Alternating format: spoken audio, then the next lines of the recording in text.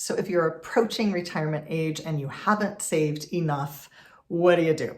I talk a lot about the new retirement paradigm because I believe the traditional retirement model, and there's technically a couple of different models, and neither one of them are working for a lot of people now. There is the older model that says you're going to get a pension, the company's going to help pay your way through retirement. There was obviously a huge shift a few decades ago from defined benefit programs, which would be pension programs, into defined contribution programs, which would be your IRA, 401k, 403bs. And that shifts the risk from the company to the individual retiree. And if there are disruptions in life or work, you're unemployed for a while, you've got a medical emergency, you're caregiving a loved one and maybe cutting back or even quitting work because of that, there are all kinds of reasons why you might not have been able to save enough for retirement. I went through my own messiness back during the Great Recession. I like to call it the not so great recession. Wasn't so great for me. During that time, I was a real estate investor and I lost my entire net worth. All of my assets turned into liabilities.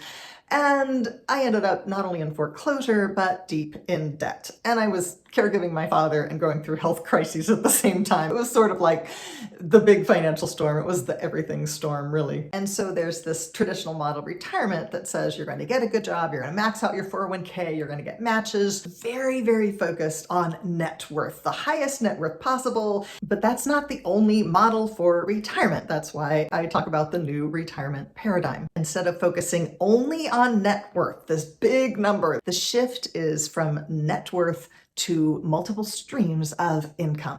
And net worth, a retirement account, is only one way to create a stream of income. We can also create income through real estate, through side gigs, through passive streams of income. I've got a book behind me, Perpetual Wealth, that I co-wrote with Kim Butler.